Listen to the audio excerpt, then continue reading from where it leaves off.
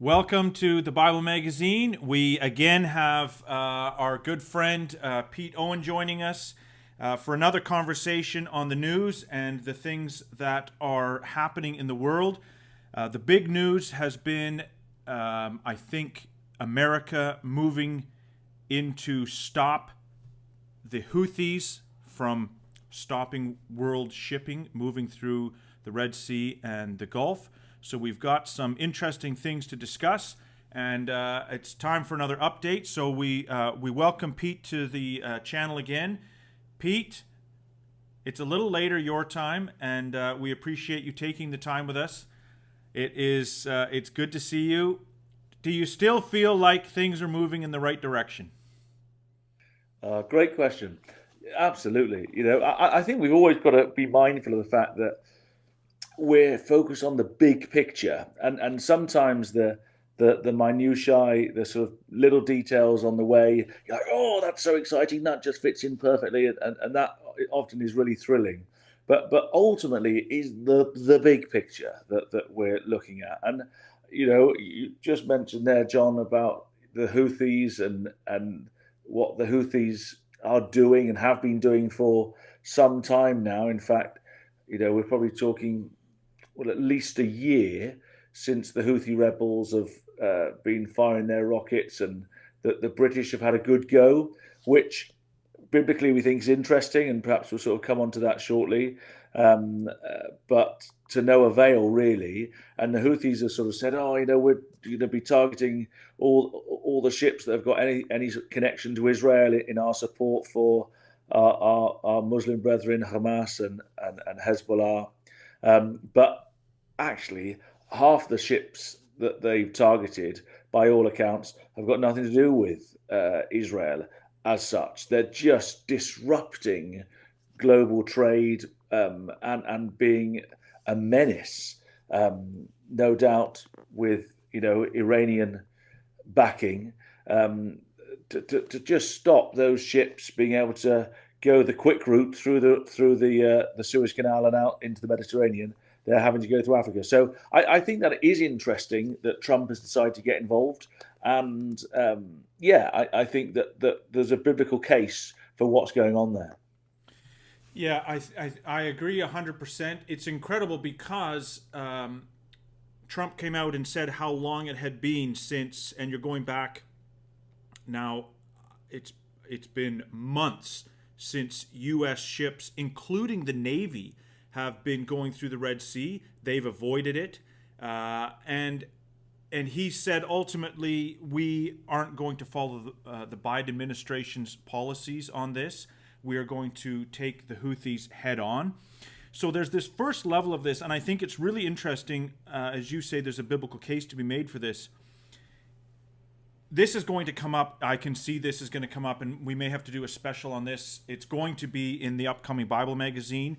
If you subscribe to that, which of course we know you'd like to subscribe to that, and anybody that doesn't, please do so. But in the upcoming Bible magazine, we're going to deal with this, and that is if America is part of the Tarshish powers, as we see it in Ezekiel 38. Does it fit into that family of nations? And in a short answer is, and I think we discussed this last time, the short answer is yes. It is one of the national offspring of Britain. And so if you want to say something on that again, you can. But under that being the case, it's really important that we see it as a maritime power. So I think that's one, when we dissect what Tarshish is and what it looks like, one of the features is it is this maritime trading power. Now, that maritime trading power is moving for its own self-interests. And I said this before, when Britain and America under Biden first moved to stop the Houthis, which they weren't able to do. It's obviously they're still there doing it. They called it Operation Guardian of Prosperity. So here is the Tarshish powers moving for their own self-interest. And they're doing it again, and they're saying it's costing the world billions to reroute trade around the Horn of Africa. And so here we have them actually, as of I think it was yesterday, over the weekend, starting to hit the Houthis. Now here's where, Pete, this is what I thought was interesting, because they are actually saying that they are going to hit hard. The new defense secretary, Pete Hegseth, is an absolute, he calls it peace through strength, but he is, I don't like to say it, but he's excited to get into the weeds here and show that America is powerful and is able to deal with this. So they are saying they're not just going, this is not just a little message. They are going in heavy. There was reports that they've been targeting the Houthi leadership. So they are going extremely hard against the Houthis in Yemen to open up world trade. Now, this also is a huge benefit to Israel, because the Houthis have been attacking Israel, have been attacking Israeli ships. So there's that. And there's the next level, and that is they are saying openly that this is a warning to Iran. So when we look at, and this is going to be the conversation as we have these conversations, and we're, ultimately we watch the developments, we look for essentially a shakedown in the Middle East to be in a situation that resembles Ezekiel 38. So, and there's the two. It's almost like when you get together, there's the fronts to look at, and the first front is the Middle East, and the shakedown continues. And I think that's how I see the Houthis is. In order for Israel to have peace and prosperity and to be living without walls, bars, and gates, as we see them in Ezekiel 38, you can't have any of that. You've got to have a new Middle East. So on the Yemen front, that seems to be certainly going ahead. It's a warning to Iran, and Iran is there's been reports of them pushing to further enrich their uranium. Israel, they say that Israel watches the uranium enrichment, I think, closer than the Iranians do. So Israel knows. Israel knows what it's doing. We are on the edge, I think, of actually potentially, although we're not a prophet outside of what the scripture tells us, and we don't know exactly the order of events. We know we've got to move toward peace, and there's some other things there. I'm going to ask you a question on this, Pete. But what we've got to see is this peace settle down, and how are you going to do that with Iran threatening? And it was the same with Hamas. It was the same with Hezbollah. So if Iran is pushing toward enrichment, Israel will act. So we're at the Middle East is at a crossroads, and this is what they're saying is that the Houthis, yes, America wants to deal with them. Yes, they want to get world trade moving again through the Suez Canal and the Red Sea. But even bigger, this is a warning to the Iranians. So we're looking at a Middle East being reshaped, and that is something that I think fits in. Now, Pete, I'm going to throw it to you because you mentioned a biblical connection, and I know there's a few places we can go here. What are you thinking? The big picture, and you're absolutely right in saying that what the Americans are doing in taking on the Houthis. Yes, it's the getting global trade moving and all of the global trade. Really, you're talking billions of dollars that the Americans want, so that it's in their interest that trade is moving. But in dealing with the Houthis, as you said, it's a real shot across the bows of Iran, and that does matter, because you're not going to open your Bible anywhere and find the Houthis. You're not going to sort of find any nation in terms of Yemen or the Houthis being mentioned. But what we do know is that scripturally Iran is mentioned, and it's Ezekiel 38, and you referred to Ezekiel 38 already, where we're told that confederate with Gog of the land of Magog, and we understand Gog to be Russia, the head of Russia, we understand Magog to be the territory that we think is the old ancient Scythian territory, which certainly comprises part of the likes of Ukraine today. But with Gog coming down into Israel is verse 5, Persia. Now that is so significant because Persia is Iran. And yet on the opposite side of nations is verse 13, Sheba and Dedan. Now here we're moving into sort of Yemen territory. We're moving down into the likes of Saudi Arabia and further down Oman, Yemen, Sheba and Dedan, and the merchants of Tarshish. So we understand historically what this is talking about is the Gulf nations, and Tarshish is Britain. The merchants of Tarshish, we've understood for many years to be those Commonwealth nations, and we would include the likes of America amongst that power because of the ancient links between Tarshish, Britain, and America. So you also point out, John, that Tarshish needs to be this maritime power at the time of the end. And you just have to do a very basic search of Tarshish in your Bibles to see that that's a key identifier of who Tarshish is. So we're so interested as Bible students to see at the time of the end, you've got two groups of nations. The first group, Ezekiel 38, sort of verse 1 to 6, which is the likes of Russia, Iran, the North African states, Ethiopia, Sudan, Libya, Gomer. We're talking sort of European powers.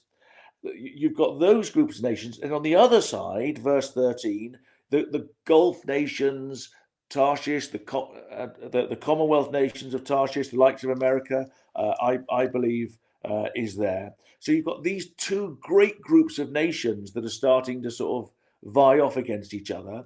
And another ancient prophecy, Daniel 11, doesn't describe those groups of nations. It doesn't list them. It simply talks about the king of the north and the king of the south. And the king of the north and king of the south territory, the king of the north territory is the territory above Israel. The king of the south territory is that below Israel. So we're interested, I think, to see that this random Iranian-backed militia group, the Houthis, that probably, if we're honest, if we'd said just over a year ago, who's heard of the Houthis, most of us would be asking how to spell it, let alone know who they are. And yet this little Iranian-backed, so important, Ezekiel 38 verse 5, Persia is amongst the group against the likes of Israel at the time of the end. This little group is somehow having this impact that's bringing not just America, but Britain, the ships of Tarshish, to a location in the south. And so I think we're perhaps seeing this, the sort of naval vessels of the king of the south come into play in the southern territory below Israel. So I think it is really interesting. And I think that's the biblical case for what's going on in that area. Yeah, that's really good, Pete, and I think also really helpful to just keep that in mind. When I was thinking about this discussion again, I pulled out a book that was properly called a booklet, I think. It is Guardians of Israel and Arabia, which right away is a super interesting title. Now, this is, I have to say, was written by my father, Paul Billington, September 1990. So, we've been watching these things for a long time. But Guardians of Israel and Arabia, and ultimately it goes through, proves the Tarshish connections, shows how Britain and America are a part of this, and goes through some of the history. But in that book, just listen to this quote, and I'll see what you think of this. He writes under the heading, "A development foreseen by Bible students," and quotes a gentleman by the name of George Stanley Faber writing in 1806. So 1806. So I remember you're better at math than I am, but I'm going to give that the old 224 years ago. Is that? Don't know if that passes. 1806. Not far off. Okay. Ready. Okay. As certain as it is that the Confederacy, which you're talking about, the two power banks as we see them in Ezekiel 38. So this is what he's talking about. As certain as it is that the Confederacy of Armageddon will, in part at least, be directed against Judah and Jerusalem. So certain is it that the Jews will begin to be restored by the great maritime power of the age. Hence, it will necessarily follow that, as the one is hostile and the other friendly to Judah, the great maritime power cannot be leagued in friendly alliance with the confederacy. These two powers, they, confederacies, the southern and the northern, they are destined to be enemies. This is not something that we are coming up with now. This is something that Bible students have looked for a very long time. And I think that when we look at it today, just as you've been saying, this is we're going further down history, watching the same expectation unfold. John, it's interesting. I don't know about you, but I sort of had comment made to me just in the last couple of months. Given America's sort of change in position in relation to certainly their sort of diplomatic strategy towards Russia. And is that something you've picked up? The sort of America softening their stance towards Russia, and you've just quoted there that writer from 219 years or so ago, and that Yep. And that writer is making a really, really interesting point, isn't he? That we would wholeheartedly agree with. That you've got these two great groups of nations. One of them, the King of the South, being this particularly powerful maritime power. I mean, we should be clear that Daniel 11 says the King of the North comes with many ships. But, yes. but clearly the sort of great identity of the King of the South is this maritime power. That they are antagonistic towards each other. Now that's always what we've expected. You and I are comfortable placing America amongst the Tarshish group of nations, and hence we're interested to see Trump doing what he's doing currently against the Houthi rebels. We think, yeah, that places America where we'd expect them to be. And yet, I had a couple of conversations recently with people saying, yeah, but America seems to be, far from antagonistic towards Russia at the moment. They seem to be cozying up. What's going on there? Have you had anything like that? Yeah, of course. Yeah, 100%. And it is, when you first see it, you kind of go, oh, where's this going to go? Yeah, and that's okay. Yeah. We look at these things, but you just know, like, if 219 years ago, old George Stanley Faber can look at these things and see it, we don't, you don't sit now and go, oh, wow, maybe we got it wrong. There's none of that. But Trump actually answered this with Zelensky in the office, because Zelensky's pushing him to go, come on, I want you to be more, don't try and, talk as if Trump is anything other than just another terrorist. And Trump says, he goes, how do you expect me to make a deal if I basically belittle Putin, in the media, and then come to him and say, hey, so you want to make a deal?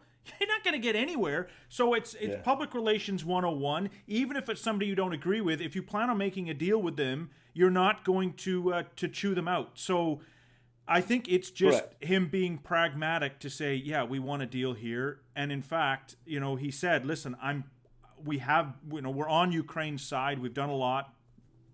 But he just didn't want to come across as being 100% pro-Ukrainian if he's trying to cut a deal with Putin. So I think, as far as America's stance, yeah, they used Russia against Trump to kind of say that there was this collusion that Trump had with Russia. So Trump's a little bit, he's a little sensitive on the Russia front.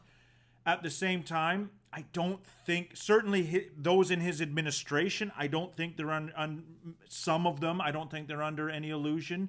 Russia is a bad player. I do note, though, that Britain, of anybody, knows that Russia's a bad player, because you've had, they've been poisoning, their enemies on British soil. Like, yeah. Britain's like, we're pretty sure we know what their character is. And I think Trump, underneath, I think he does. At the same time, if you're going to try and make a deal, that's what that is. I quite agree. And I think the point you just made about the fact that he's practically self-confessed to say, listen, I haven't got any choice. If I want to make a deal, I can't be saying these sorts of things, to the media. We've got a long-standing position in terms of where the nation really stands against the Russia. But on the other hand, if we're going to create some form of peace, then that's what we've got to do. I think that there's all sorts of really interesting big picture pieces going on here, though. Oh, there is. Can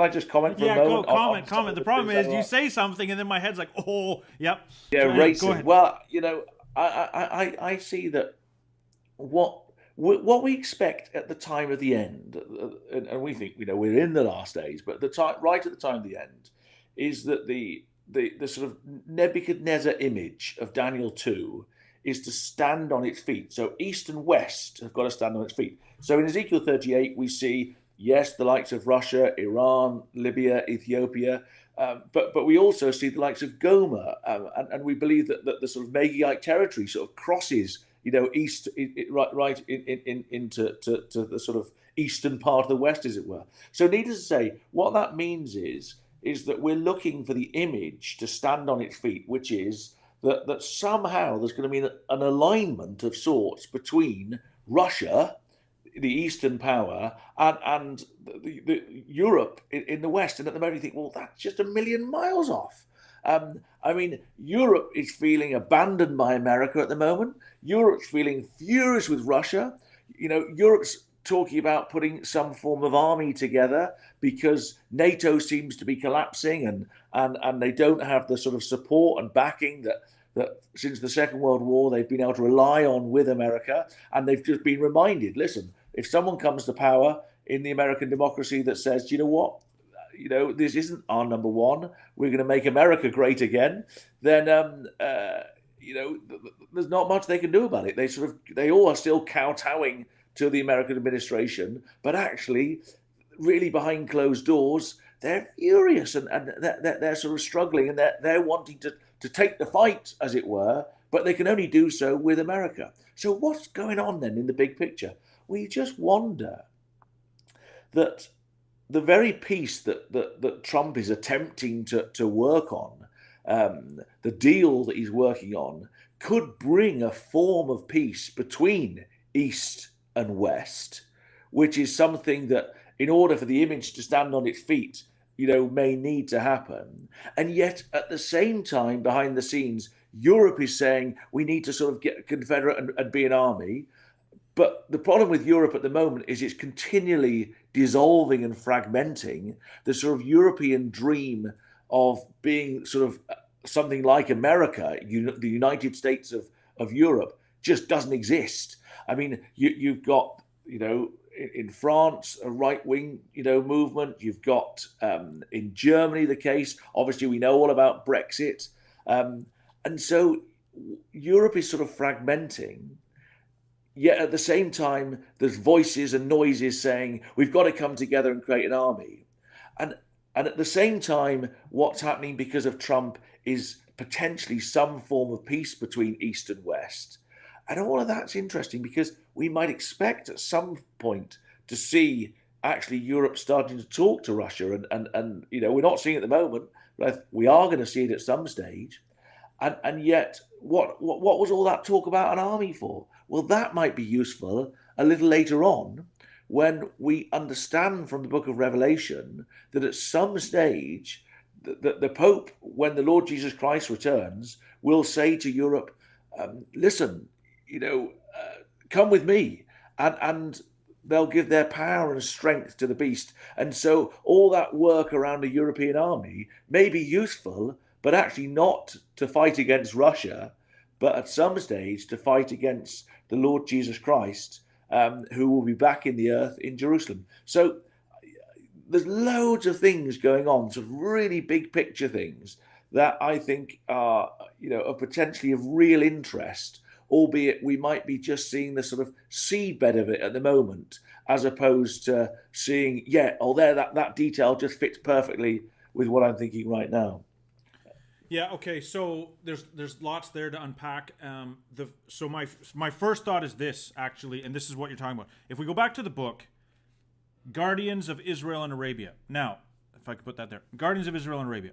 Now, what's happening is Europe is actually waking up to the fact that that the U.S. is actually not very interested in being a guard to them.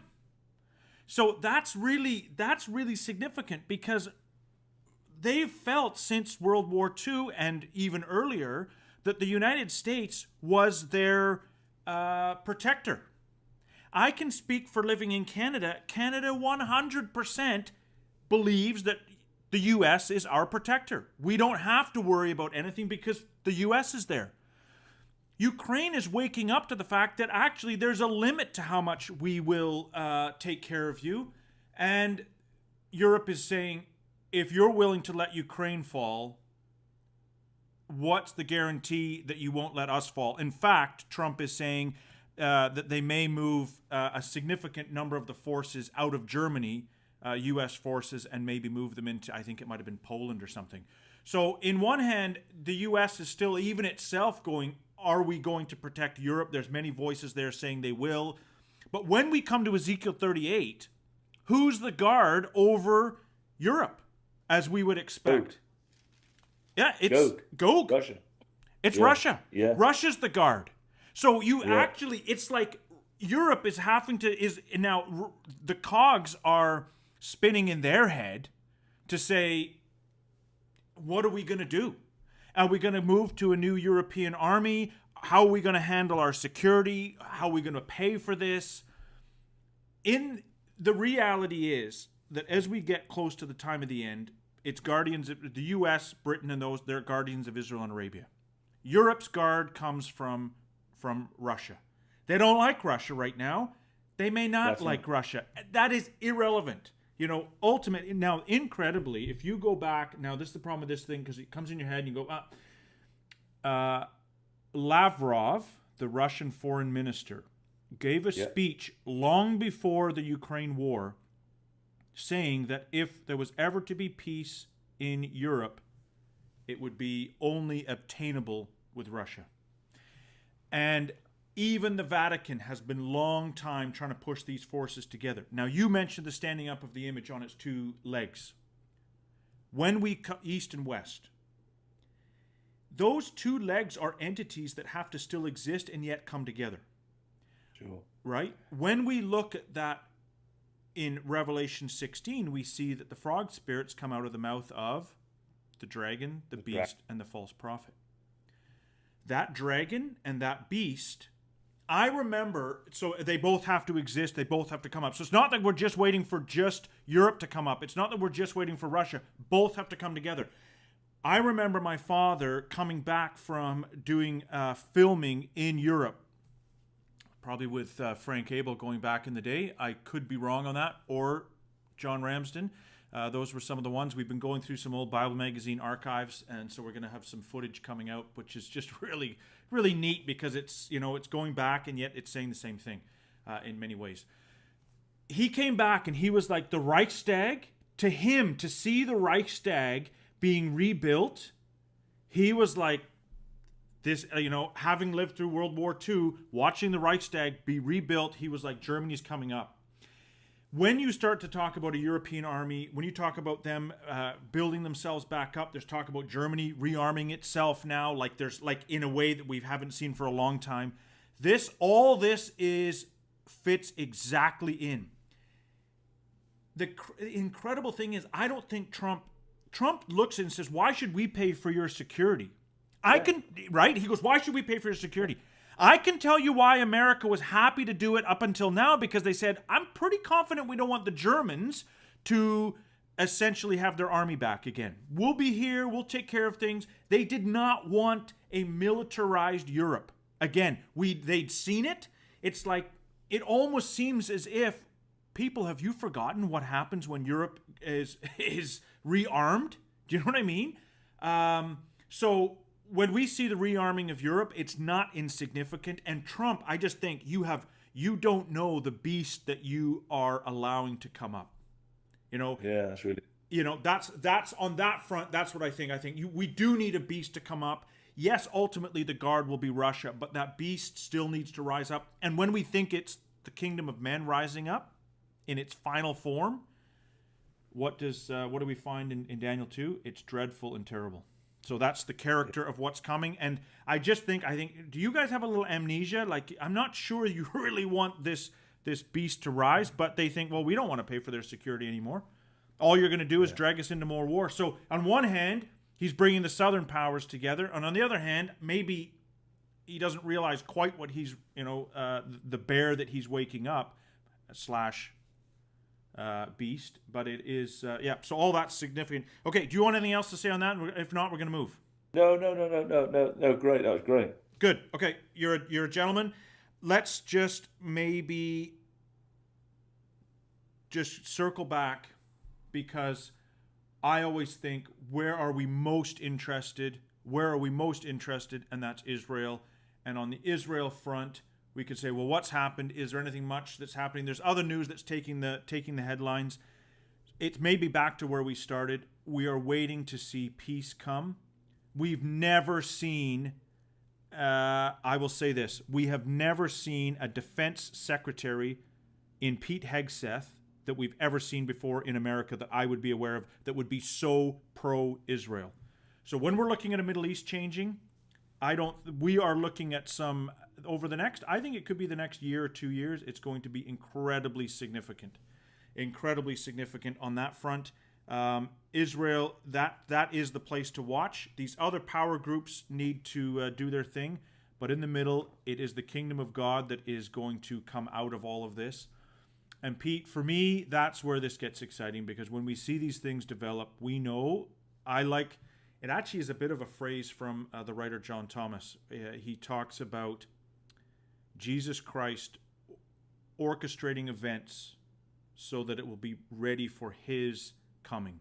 He's the one moving things so that it's ready for, and that's a very loose translation, it's him that's moving events so that it's ready for his return. And that, for me, is incredible. But we haven't seen the players that have been brought in here. The threats to Iran now seem more real than ever. The hostility between these northern and southern powers have never, including Europe now, have never been more. It all is just continuing to line up. I think that it is really interesting. And we know from Revelation 16, you talk about, the dragon, the beast, the false prophet, Yep. All being in existence at the time of the end. The dragon, as you point out, the eastern power, the beast, the western power, the false prophet, the papacy.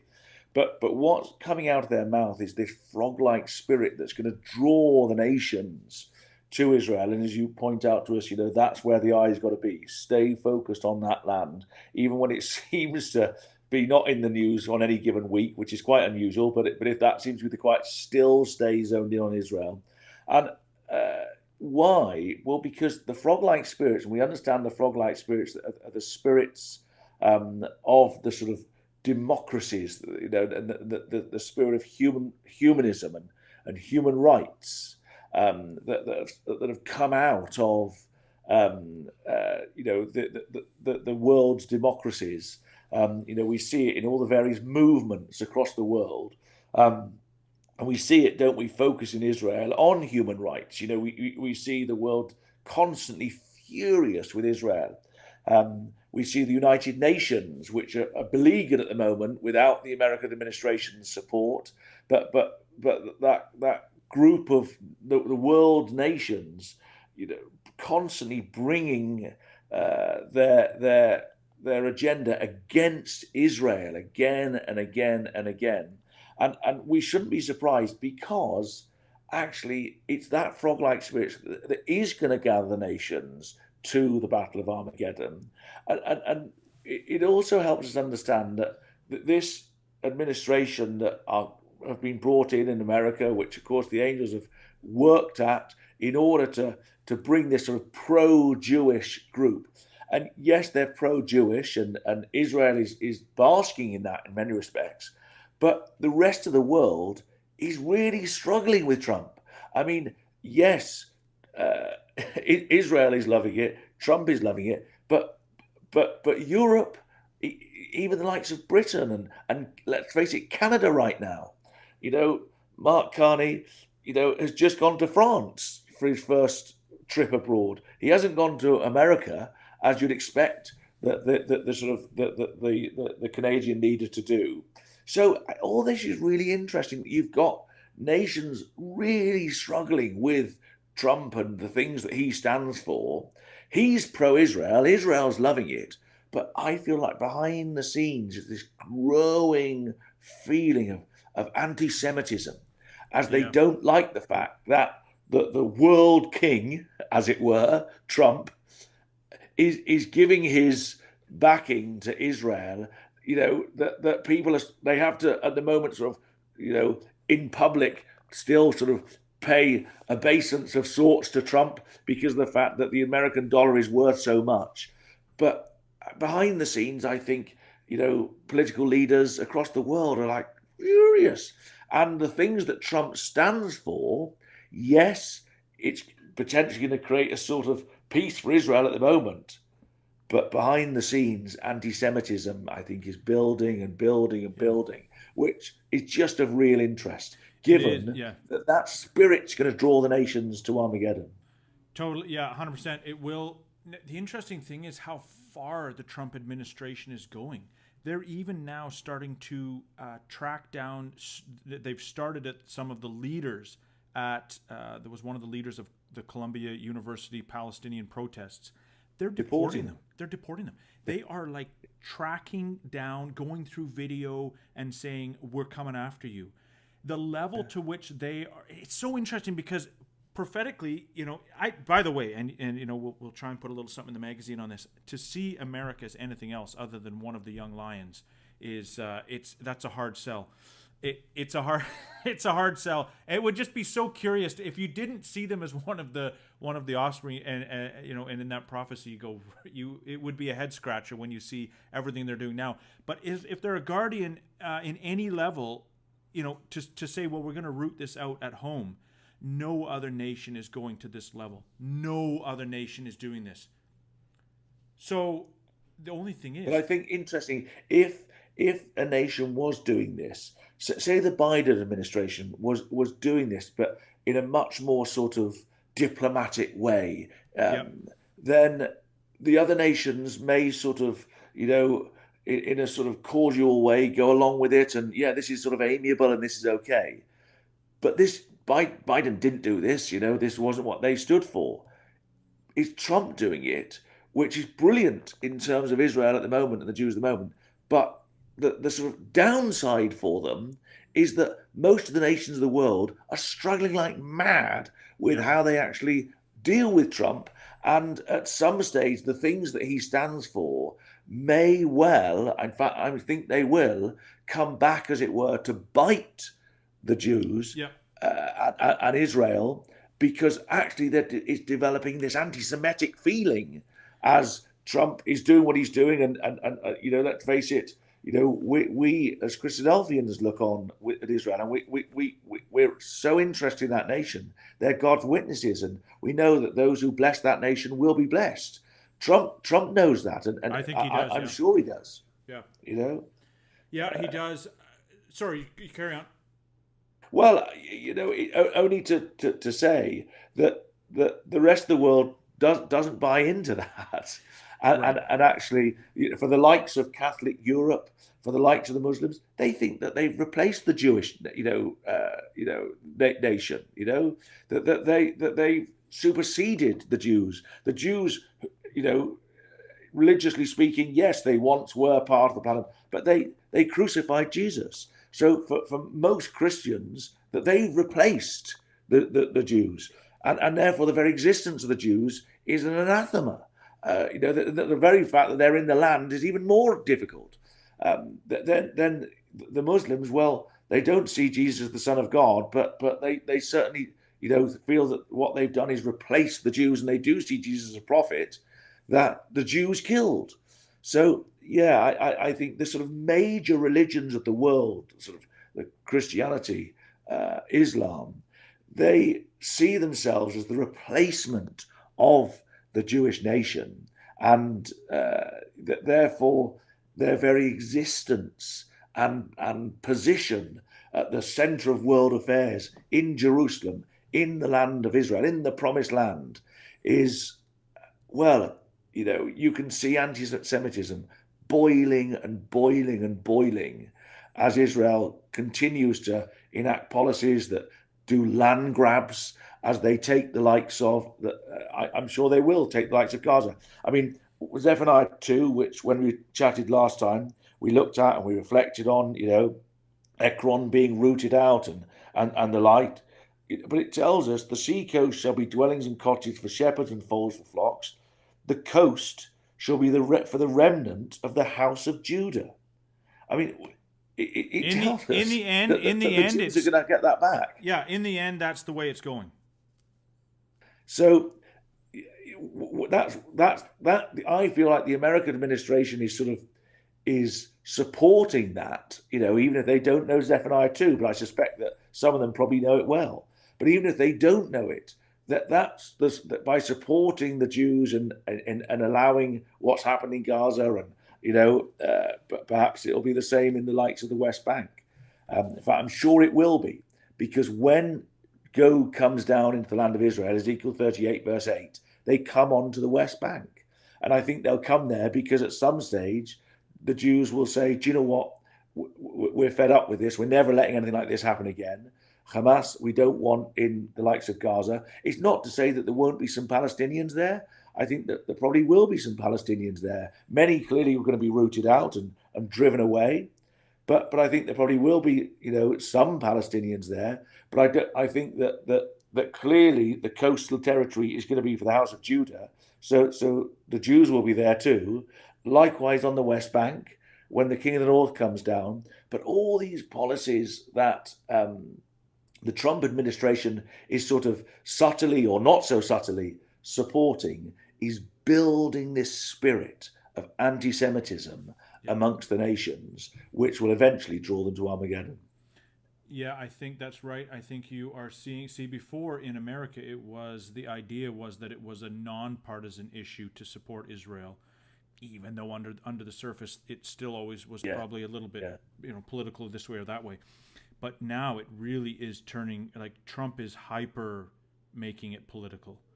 He's really doubling down on that. And frankly, Obama and Biden really pushed the other way. Maybe that's, as the pendulum swings this way, it's like Trump says, you know what, you're going to watch. I will be the most pro-Israel, pro-Jewish you've ever seen. I'm going to root out every anti-Semite in our land. I'm going to support Israel. I'm going to take on Iran. Like, he's doubling down on... he's going to support the Jews, and I'm sure he still refers to the fact that he was saved for a mission. He didn't, when he survived being shot. And I think in his mind, those that bless you will be blessed, and cursed. That is, I'm sure, is in his psyche somewhere. But all of this is hyper inflating the anti-Semitism that we see. Agreed 100%. It's sad, really, because when you see the nations, it's like the nations are being tested, in all this. After October 7th and to now, I think in all this, the nations show their true colors. Europe has shown its true colors, and it's left wanting. That's the way it seems. The morality that is being shown in the nations as they show themselves is again only bringing us closer to Armageddon. I think, because these things, the bias you see in the media, and in, by the way, the BBC and the New York Times and these ones, like, of the worst, bad.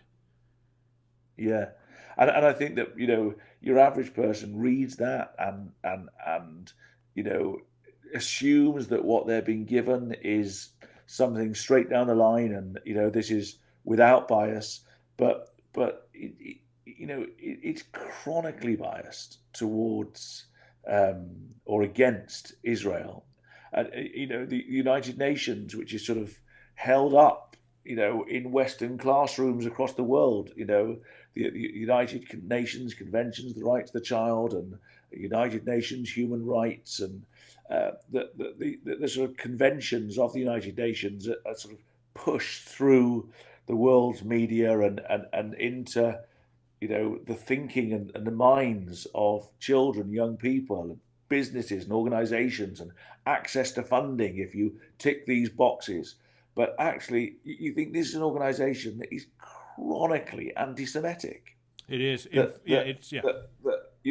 have to do just a very, very basic looking at the resolutions that they've brought against nations. And for all the nations in the world, and you think of some of the nightmare places. I mean, the likes of Syria, some of the places in Africa. I mean, the likes of Congo's been in the news this last week, and the sort of chronic atrocities there. Or they just get go totally across missed. the oceans, Totally go to the likes of North Korea, and it's just ludicrous that Israel is sort of held up as being this rogue state when, in comparison to so many of the nations just around it, it just feels farcical. And well, it is farcical. And what it is anti-Semitic. And it's that anti-Semitic spirit that we shouldn't be surprised to see in the world in the last days, because that there's going to have to be this spirit against the Jewish nation and against the people in the land, to draw the nations of the world to say, yeah, we'll come, and to want to come to the Battle of Armageddon, for Ezekiel 38 to happen, for Revelation 16 to happen. Well, incredibly, and I may have said this to you before, if you look back in Pope Francis's book, it's the last encyclical he put out. It was called Fratelli Tutti, which means all brothers. And he speaks... Fraternity. Yeah, fraternity. Yeah. So he speaks in there. It's unbelievable. You look in there, and he says that he wants to essentially actually support and give more power to the UN, to the United Nations. He says the organization, the problem is, it is, his words coming up to this, he's, essentially it doesn't have the power to do much. He says the organization needs to be given teeth. That's what he says. And as soon as I read it, I thought, whoa, if that organization was given teeth, there's literally one country that would feel just about every single one of those teeth would be Israel. Right? And that is exactly what we expect. So isn't it interesting though that the latter day beast, there's some iron teeth. Yeah. And he's calling for the teeth. It's Pete, of things for prophecy nerds. You read it and you're like, what? This is exactly what we would. I mean, you say we'd expect it. You kind of would expect it, but you almost, when you see it coming out of the mouth of the false prophet saying this organization needs to be given teeth, and oh, by the way, 95% of the resolutions that it comes up with are against Israel, you just think, wow. It's frightening, because you know what it'll do. It'll be the standing of the kingdoms of men that will ultimately come against little Israel, overwhelm them. And then we know the great Messiah shows. So it's sort of it's with a heavy heart we see the world going against them, and at the same time you just know that this. It was just recently. Maybe we could probably talk all night.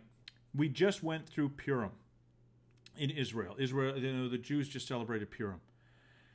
I think the type that is in Esther, it's like God sets it up that Haman, who would the king like to delight more than myself? And he lets himself go up and up and up and up and up. And that is exactly the way it's going to be. The Vatican is going to think it's absolutely got it sewn up when Europe and Russia come together. And it's going to sit and be so proud, excited, Mug. That's Smug. Smug. Yeah. Sorry, Yeah. smug. That's exactly what it is, but it has to be though. It has to be that way because when Messiah comes, it is going to be the greatest salvation he comes with. That's right. I think that is. But when you see it start to come together, wow.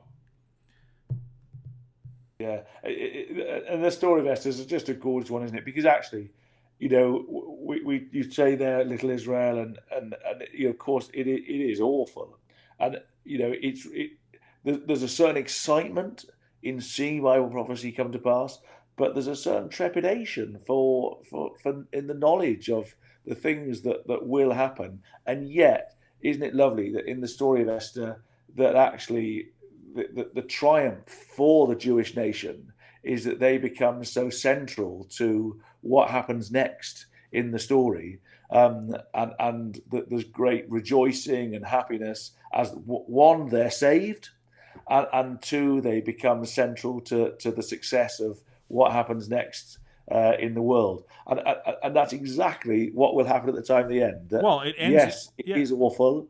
They'll be brought to their knees, but in the end, they will be saved out of it by the Messiah, and then they'll become central, not just in the land of Israel, but Zechariah describes them being sown across the world, in order to be able to be an influence for good on all peoples. Oh, it becomes the nation of Israel becomes the kingdom of God, which then becomes the vehicle to save the rest of the earth. That is no question, and it's so gorgeous. That part is gorgeous. In Esther, if we play that type through, it's so epic because what happens?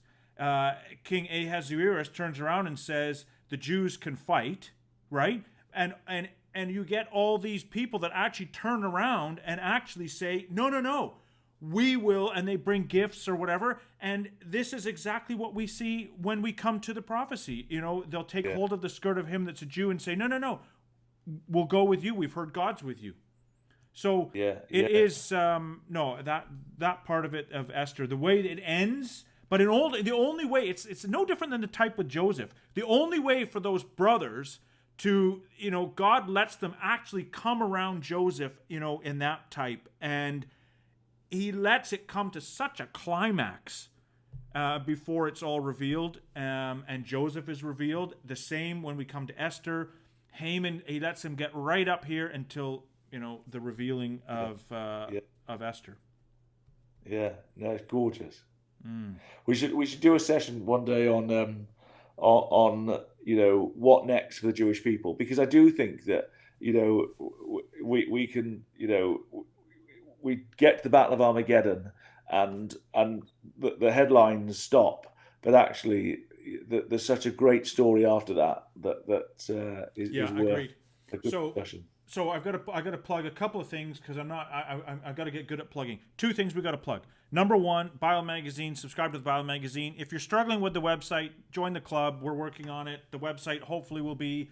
We got a new one coming out. Hopefully, I'm going to be safe and try and say the next couple of months, and then ordering the Bible Magazine will be easier than ever before. Number one. Number two. There's another. We've just posted up a short out of it. We've had a conversation with somebody. Yonatan Bahar from the mountains of Israel, from Mount Gerizim. And that is something that I think was a very interesting, a super interesting conversation. The amazing thing is, I asked him, I said, are we in the time of the redemption? If in your gut, what do you think?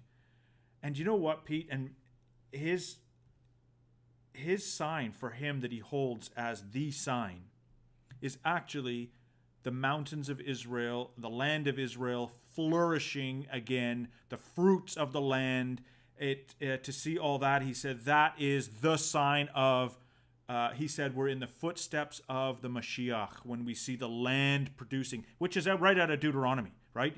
The land follows Ezekiel 36. Yeah. I'll put on the fruit will come on the West Bank. Yeah, and that's for him. He's there sitting on Mount Gerizim. The vineyards He's on are the way. there flourishing, and you say, are we there? And he says, we're in the footsteps of the Messiah. I think we are so privileged to see these things come to pass. And yeah, I obviously, if you said to me, do you want to do a special on the future of Israel? Baby, let's do it. Yep.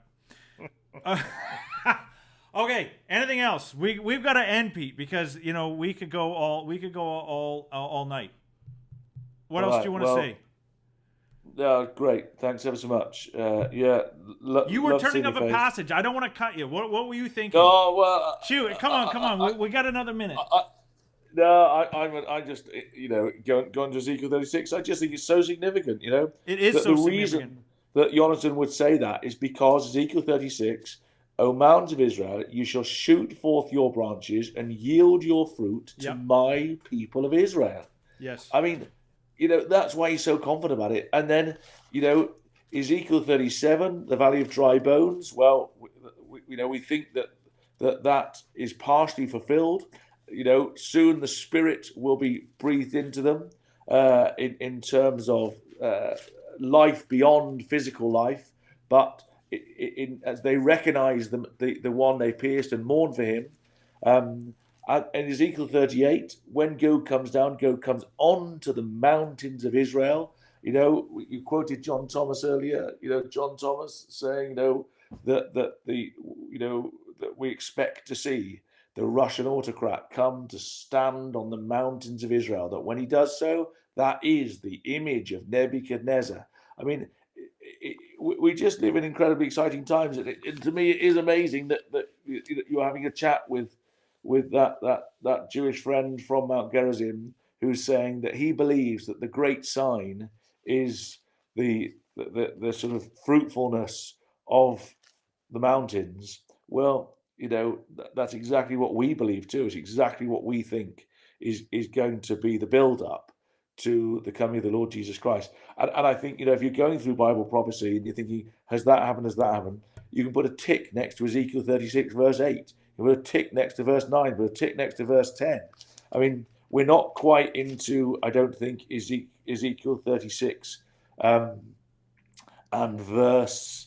you can put a tick next to verse 24, verse 25. Then will I sprinkle clean water upon you, and you shall be clean, and all your filthiness from all your idols will I cleanse you. A new heart will I give you. Well, I think that hasn't quite happened yet. That's the sort of the second stage in Ezekiel 37, that the dry bones come together. We've seen that happen. They're back in the land. The nation's resurrected. It's the biggest sign anyone will ever see.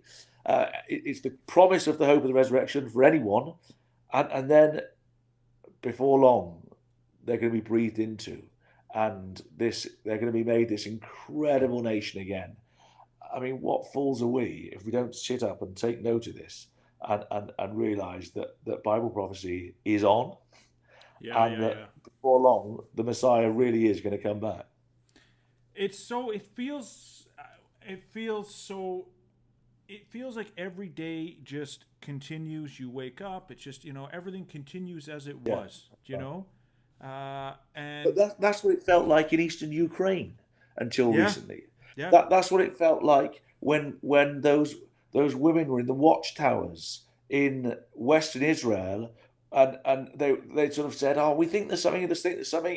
But the reality is that the sort of the Israeli army were confident. We just can't go. And this is a nation that, of all nations, knows that things don't go on, and yet they got relaxed, and suddenly we all get so relaxed. It comes. Yeah. Yeah. And to the point why we know it, this is the major issue, is when you come to the last words in Revelation 16 before the coming of the Messiah there, what is it? Watch. He's like, just watch. Like, you keep your garments. You don't be caught unawares. Don't be caught unawares. Be ready. Be watching.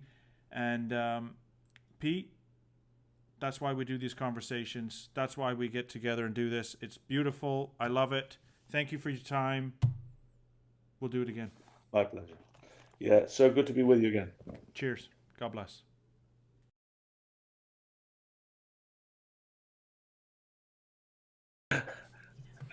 Oh, good. Is your tea good? Because it's getting late for you.